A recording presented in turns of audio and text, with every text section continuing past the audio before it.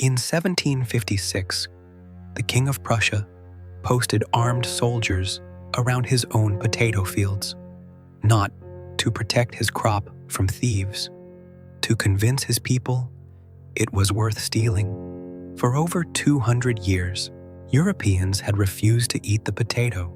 They believed it caused leprosy. They believed it was cursed because it was never mentioned in the Bible. So when a king needed his starving population to eat the one food that could save them, he didn't ask, he didn't explain, he simply made it look forbidden, and it worked. This is the story of how governments, one crop, and one act of psychological warfare quietly reshaped the modern world, and how the same trick that saved a nation would later help destroy one. To understand why a king would trick his own people into eating a vegetable, you have to understand what the potato was up against. For most of its life in Europe, it wasn't food. It was suspicion, a strange, lumpy root that grew underground, out of sight, with no mention in scripture and no place in tradition. To the people of the 17th and 18th centuries, that absence was not a small thing. Anything unclaimed by faith was assumed to belong to something darker, and yet, thousands of miles away, in the high altitudes of the Andes, this same plant had already been feeding civilizations for thousands of years. It had been refined, diversified, perfected by farmers who understood something Europe had not yet learned, that this one crop could outproduce nearly anything else grown on Earth. So the real question was never whether the potato could feed a continent. It already had, for one continent. The question was why the other one refused it for so long, and what it would take to change that. This is the story of that change, and everything it set in motion, a story that moves through royal courts and famine ships, through prison cells and scientific laboratories, through decrees signed by kings and decisions made by desperate governments who understood something uncomfortable. Sometimes, survival isn't chosen, it's imposed, but forcing a population to depend on a single crop carries its own danger, one that wouldn't reveal itself for another 100 years, in a way no one saw coming, because the same trust that built armies, fed cities, and doubled the population of an entire continent would eventually be tested, and when it broke, it wouldn't just cost a poor harvest, it would cost a nation nearly everything. To understand how something so small could carry that much weight, we have to go back to where it all began, long before kings, long before famine, long before fear, back to a mountain range in South America and the people who first looked at a poisonous wild plant and decided it was worth the risk. High in the Andes, above 12,000 feet, where the air thins and frost can form even at midday, a wild plant once grew that no reasonable species should have wanted to eat.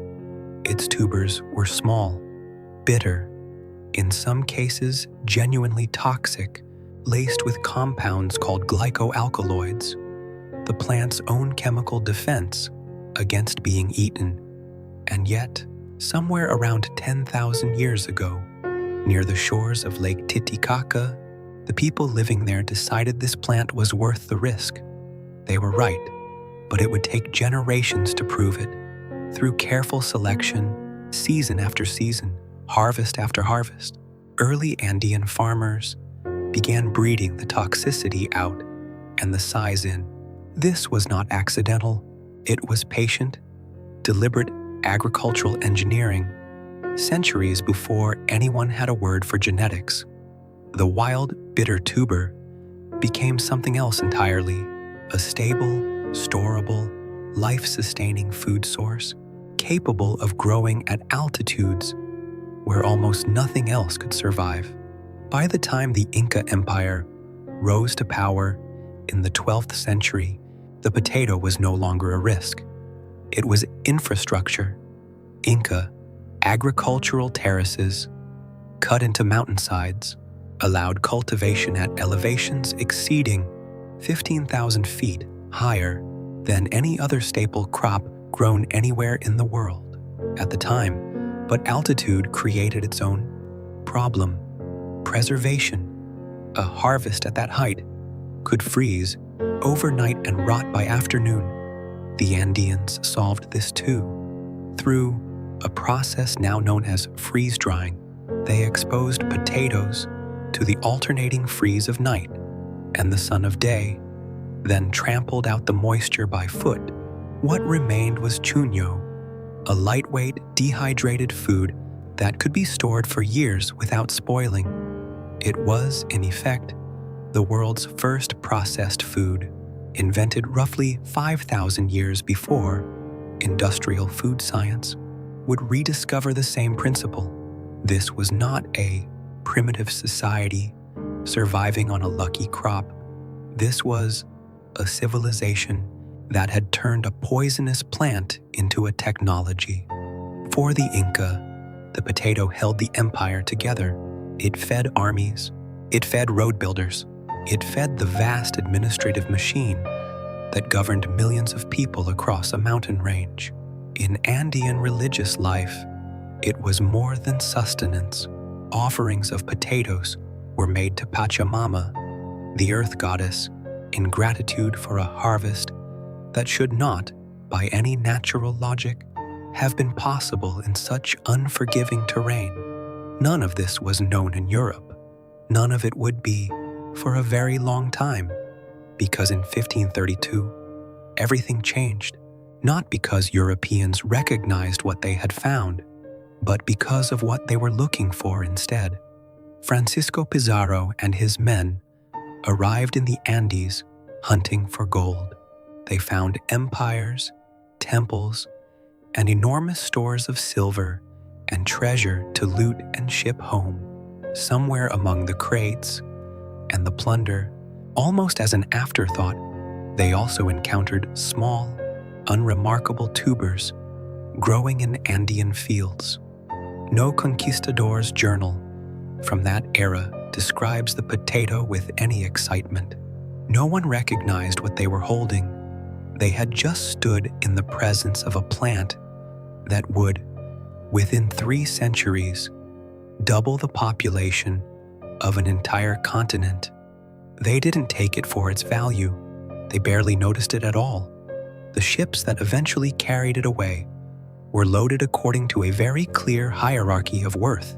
Gold first, then silver, then anything else deemed worthy of the voyage across the Atlantic. Somewhere below deck, alongside sacks of grain and unremarkable provisions, sat crates of a small, dirt-covered tuber that no ship's manifest bothered to describe with any importance. Historians still debate the exact date the potato first touched European soil. Most place it somewhere around 1570, arriving quietly through Spanish ports, with no fanfare and no recognition of what had just crossed an ocean. Spanish colonial records barely mention it in the years that followed. Botanists were mildly curious. Physicians were unsure what to make of it. It was not treated as food. It was treated, at best, as an oddity, a specimen from a stranger new world, filed away without anyone understanding its worth. That indifference did not last, because within a few decades, the potato would stop being ignored entirely, and instead, something far stranger would happen. Europe would look at this plant not with curiosity, but with outright fear. By the late 16th century, the potato had reached the herbals and botanical catalogues of Europe's naturalists. In 1597, the English botanist John Gerard included it in his famous herbal, describing and illustrating the plant for an English audience for the first time. But recognition did not mean acceptance. Gerard's account, like much of the early European understanding of the potato, was riddled with confusion. Some writers conflated it with entirely different plants. Others simply didn't know what to make of a vegetable that grew hidden underground, out of sight, out of sunlight, and that, more than anything, seems to have been the problem. To a continent steeped in religious symbolism, a plant that grew in darkness, unseen, with no mention anywhere in Scripture, was not a neutral fact. It was a warning sign. If God had not accounted for it in His creation, as described in the Bible, what exactly was it? The suspicions that followed were not minor. Physicians in several regions warned that eating the potato could cause leprosy, a claim with no medical basis, but with enormous social power. In an era where disease was often treated as divine punishment, religious authorities in some communities went further, associating the plant with witchcraft and dark forces, precisely because of its unnatural habit of growing in soil, unseen, until dug up like something unearthed rather than harvested. For roughly a century and a half, this suspicion held firm across much of Europe. In many regions, potatoes were considered fit only for livestock, or for prisoners, or for populations already so poor that dignity was no longer a consideration. They were not a food for respectable tables. They were, in the eyes of much of the continent, barely food at all. There is a particular irony worth sitting with here. While European physicians warned of leprosy and priests murmured about the devil, the very same plant had already been sustaining millions of people across the Andes for thousands of years. Refined, trusted, even sacred, Europe was not looking at a genuinely dangerous food. It was looking at its own unfamiliarity and mistaking that unfamiliarity for danger. But unfamiliarity has a way of dissolving under pressure, and pressure was exactly what was coming, because famine does not wait for public opinion to catch up. By the mid-18th century, parts of Europe were about to be reminded brutally of exactly how little choice a starving population actually has. And somewhere in that collision between deep-rooted superstition and the growing threat of empty granaries, a king was about to make a decision that no one expected. Not an appeal, not an explanation, a trick. By the 1740s, Prussia was a kingdom that could not afford squeamishness. War and poor harvests had left much of the country's population vulnerable to famine, and King Frederick II, a monarch known to history as Frederick the Great, understood a simple, uncomfortable truth. His people needed a reliable food source that could survive poor soil, harsh winters, and unpredictable seasons. The potato, largely dismissed elsewhere across the continent, was exactly that. The problem was convincing anyone to eat it. Frederick's first attempts were direct. In 1756, he issued what became known as the Kartoffelbefehl, the potato order, a royal decree instructing Prussian peasants to cultivate the crop. But a decree was not enough to override a century and a half of ingrained suspicion. Peasants largely ignored it. Some outright refused, still convinced the plant was unfit for human consumption, or worse, that it carried some deeper danger the crown wasn't disclosing. So, Frederick tried something else. According to accounts from the period, the king ordered a royal potato field to be planted just outside Berlin and then stationed soldiers around it, visibly guarding the crop as though it were something valuable enough to protect. He wanted it stolen. Peasants who had ignored a royal command to grow the potato suddenly became curious about a crop apparently worth guarding with armed soldiers.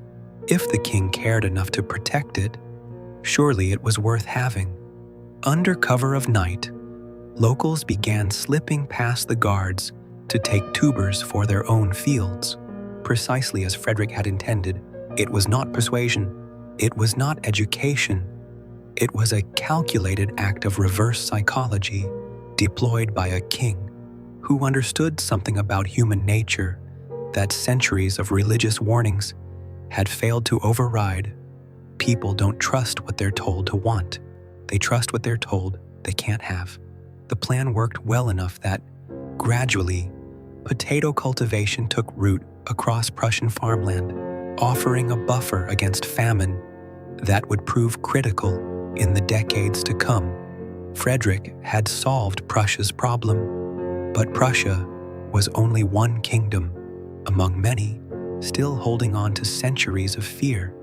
Elsewhere in Europe, another method was forming, one that would rely not on soldiers and secrecy, but on the singular obsession of one man who had once been forced to eat the very food he would spend his life trying to save. In 1749, in a small town in northern France, a young pharmacist named Antoine Augustin Parmentier joined the French army as an apothecary. It was a modest beginning to a life that would eventually change how an entire nation ate. Then came the war. During the 7 Years' War, Parmentier was captured by Prussian forces and held as a prisoner. Prison rations were sparse, and like so many before him, he was given the one food considered fit for those with no other choice: potatoes, day after day, meal after meal. It was nearly all he had to survive on. He did not starve. He did not sicken. He did not develop the leprosy his own countrymen still feared.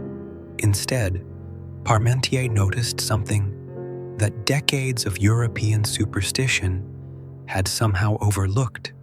He felt fine, better than fine, sustained, nourished, alive, on a food his own government still treated as barely edible.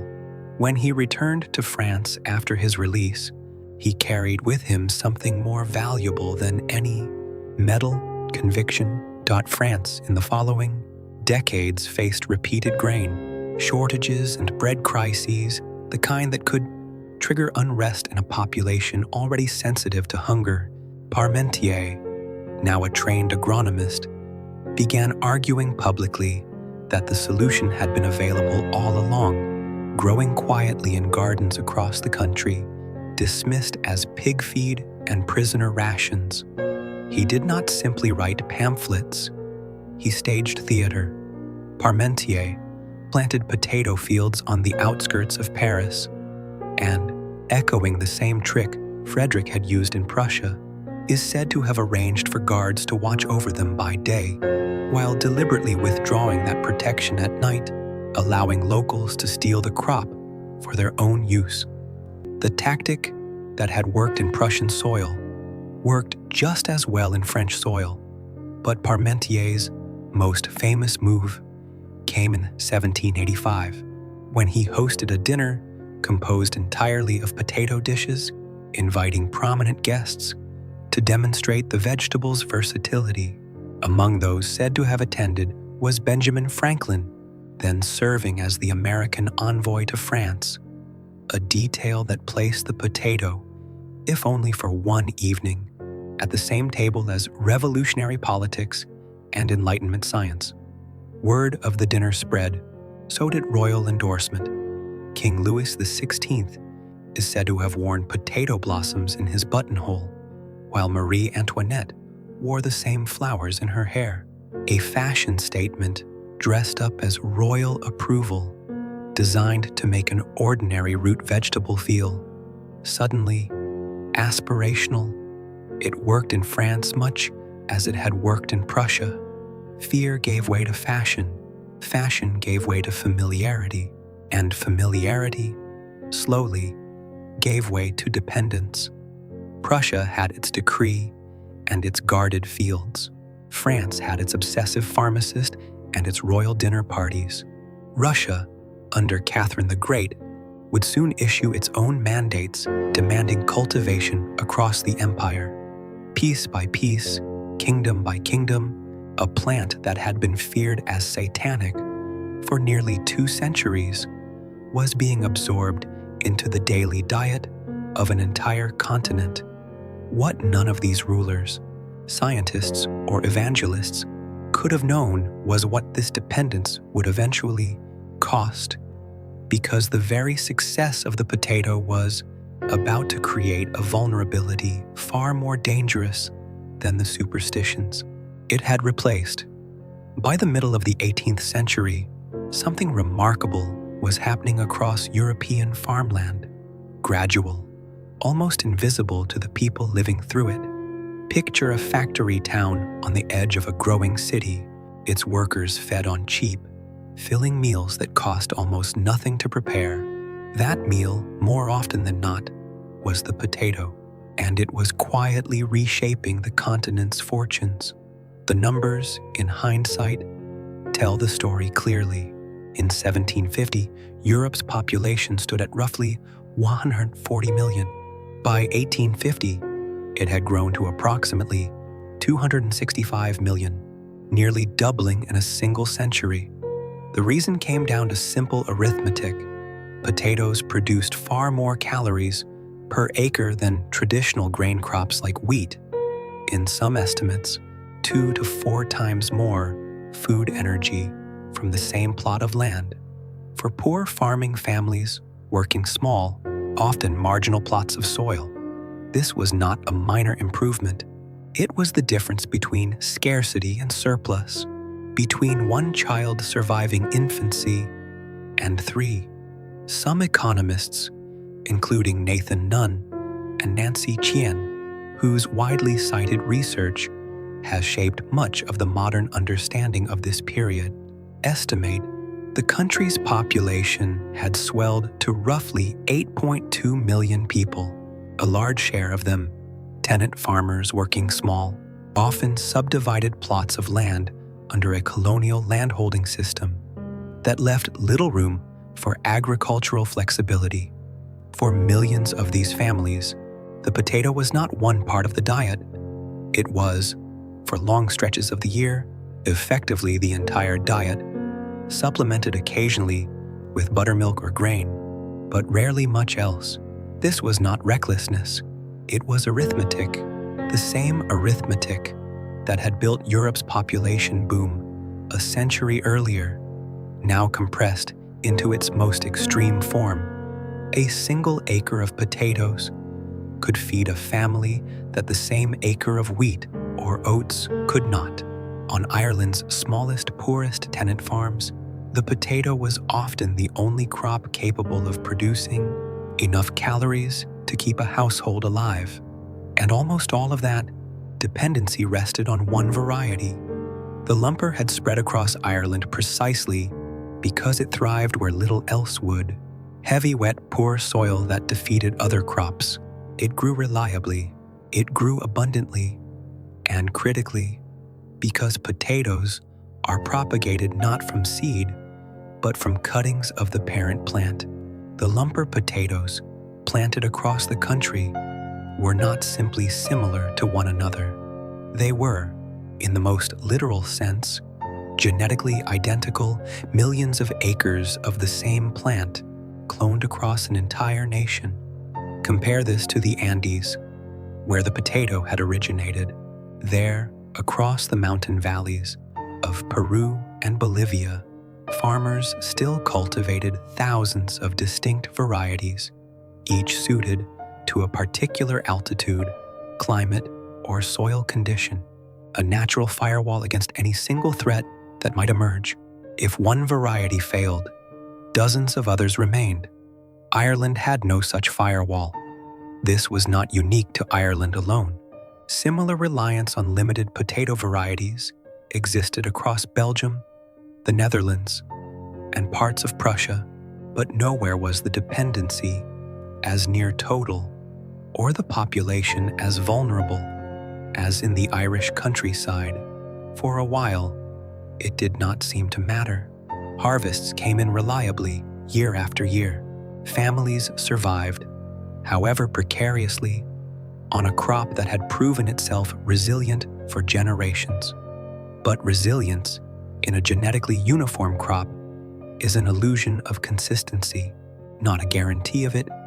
A single variety carries a single set of vulnerabilities, and if the right threat ever emerged, one capable of exploiting exactly the weaknesses this variety shared with every other lumper plant in the ground, there would be nothing in the fields to stop it from spreading. In the autumn of 1845, that threat arrived. It came not as an army, not as a famine decree, not as any of the political forces that had shaped the potato's journey so far. It came as a fungus, invisible to the naked eye, carried on the wind and the rain, and it was about to find, waiting for it in the Irish countryside, millions of acres of the exact same plant with nowhere to hide. The blight moved faster than anyone could have prepared for. Phytophthora infestans, though no one yet had a name for it, first appeared in Belgium in the summer of 1845, carried on wind and rain across the Channel and into Irish fields by autumn. Contemporary accounts describe healthy potato plants turning black and collapsing within days, sometimes within hours, the tubers beneath the soil dissolving into a foul-smelling rot before they could even be dug up. The disease spread at a pace estimated at roughly 50 miles a week, moving through Ireland's fields with a speed no one had a framework to understand, let alone stop. The first year's losses were severe. The second year, 1846, was catastrophic.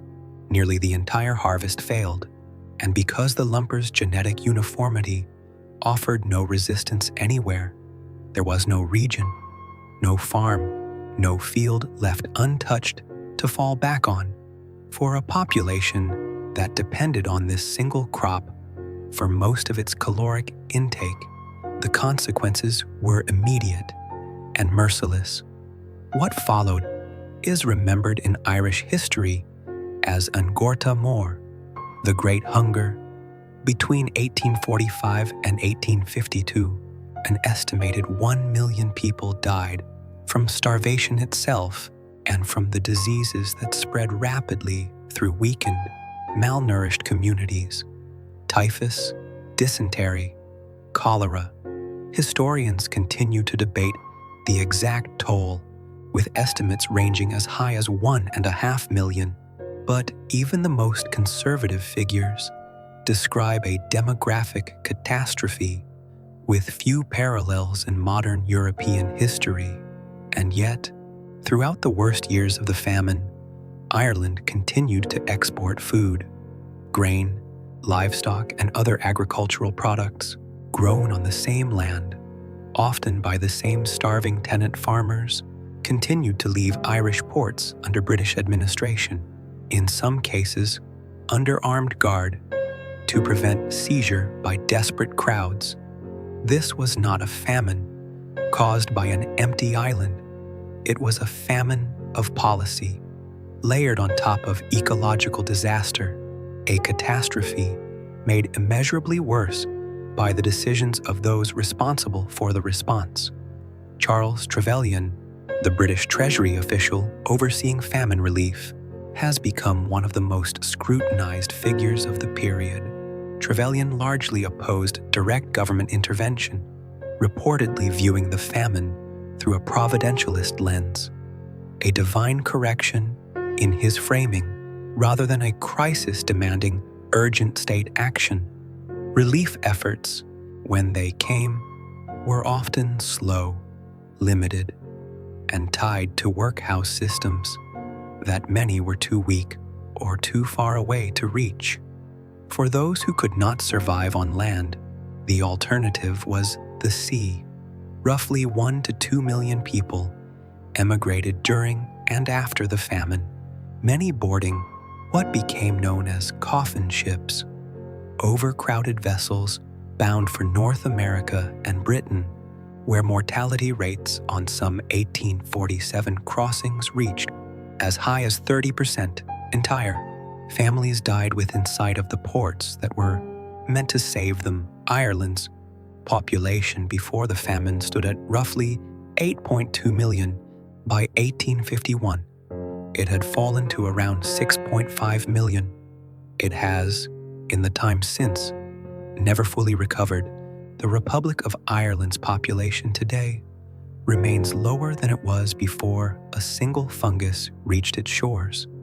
Whether the Great Hunger constituted a natural disaster compounded by negligence or something closer to a deliberate abandonment of a colonized population remains one of the most contested questions in Irish and British historiography. Most modern historians resist calling it a deliberate genocide while still recognizing that policy failure, not nature alone, turned a crop disease into a demographic catastrophe. What is not contested is this: a nation had trusted its survival to a single, undiversified crop at the mercy of a government that did not share its urgency.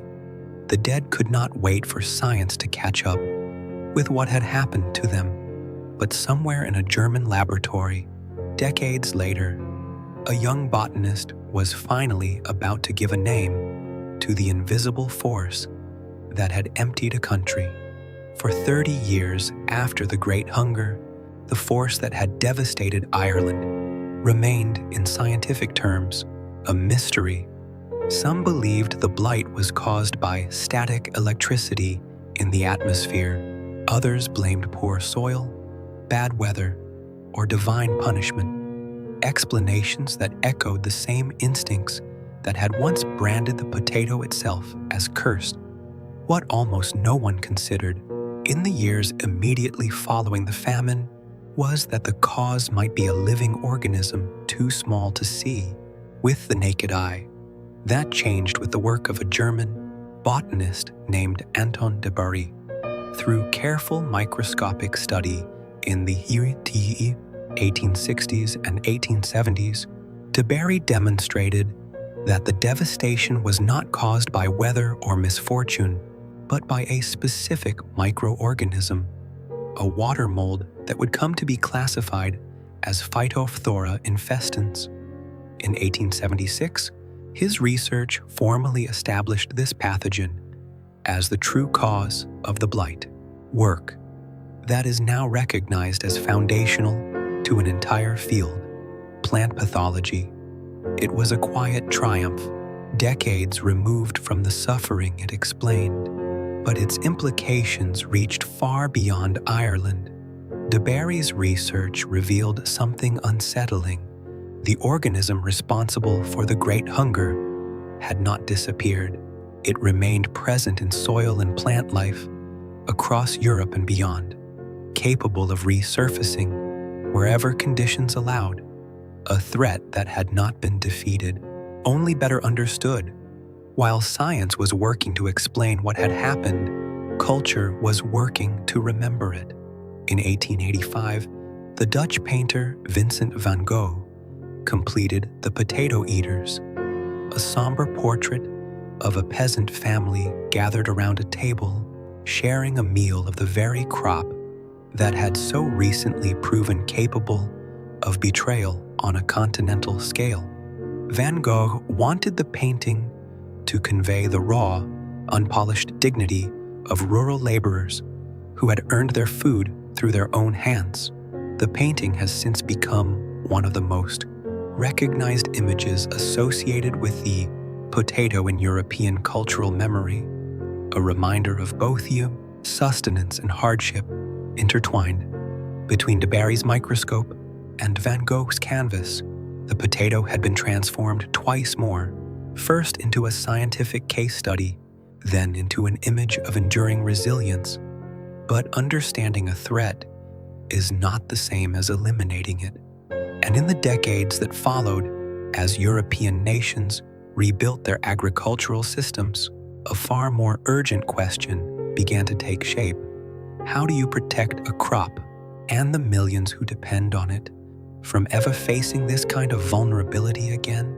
The answer would not come from a king's decree or a scientist's microscope alone. It would come from an act of extraordinary sacrifice made not in a palace, but in a besieged city by a small group of scientists who chose to starve rather than eat the very thing they were trying to save. By the early 20th century, one man had already understood what Ireland's tragedy had made painfully clear. Genetic diversity was not a luxury, it was survival insurance. Nikolai Vavilov, a Soviet botanist and geneticist, spent decades traveling the world collecting seed and tuber samples, building what would become one of the largest plant genetic collections on Earth. Housed in Leningrad, his collection included thousands of potato varieties gathered from their original home in the Andes. The same staggering diversity that Ireland, a century earlier, had so catastrophically lacked. Vavilov understood, with a clarity most governments still did not, that a world dependent on a handful of crop varieties was a world one bad season away from disaster. His work was, in many ways, a direct answer to the Great Hunger. If Ireland's collapse had been caused by trusting everything to one variety, Vavilov's life's work was an attempt to make sure that mistake could never fully repeat itself again, anywhere. But history had other plans for his collection and for the people protecting it. In September 1941, German forces encircled Leningrad, beginning a siege that would last nearly 900 days. Inside the city, food supplies collapsed almost entirely.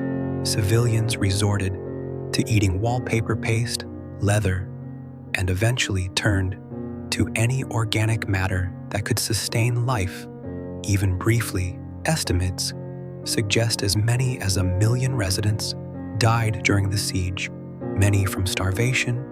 Inside one building in the besieged city sat Vavilov's collection, rooms full of seeds, tubers, and grain samples, edible, catalogued, utterly irreplaceable. The scientists tasked with guarding that collection made a choice that still unsettles historians who study it today. Rather than consume the samples to survive, several members of Vavilov's team chose to protect the collection instead, prioritizing its preservation over their own lives. Multiple researchers are recorded to have died of starvation during the siege, surrounded by food they refused to eat, understanding that its value to future generations outweighed their own survival. Vavilov himself did not die in the siege. By then, he had already fallen victim to a different tragedy entirely. Arrested in 1940 under Stalin's regime, targeted for genetic research that clashed with state-approved science, and sentenced amid the political purges of the era, he died in a Soviet prison in 1943, never learning the full extent of what his team in Leningrad had sacrificed to protect his life's work. It is one of the least known stories connected to the potato's history, and one of the most extraordinary. A famine had once been caused, in part, by too little genetic diversity, and decades later, a small group of scientists starved to death rather than let that diversity be lost again. Their sacrifice did not go entirely unrewarded.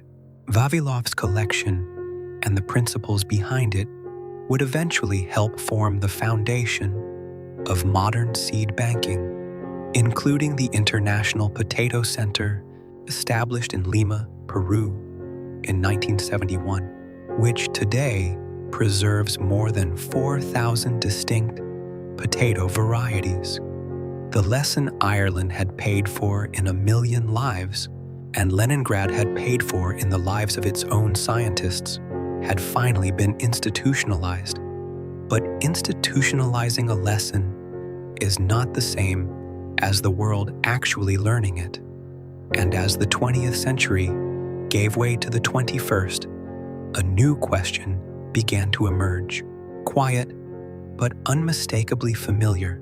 Had the world in the age of global agriculture and industrial food systems, truly absorbed what Ireland and Leningrad had both tried to teach it, or was it simply repeating the same gamble at a scale no one in 1845 could have imagined? Today, the potato is grown on every inhabited continent on Earth. Global production exceeds 357 million tons a year, making it the fourth largest food crop in the world, behind only maize, rice, and wheat. The country now producing more potatoes than any other is not Peru, where it originated, nor Ireland, where its failure once reshaped a nation. It is China, a fact that would have been unimaginable to the farmers who first coaxed this plant out of the Andean soil 10,000 years ago. The modern potato industry is worth well over $100 billion annually. It appears on dinner tables, in fast food wrappers, in vodka bottles, in children's toys, in a Van Gogh painting hanging in a museum. It has become so thoroughly ordinary that it is easy to forget it was ever anything else.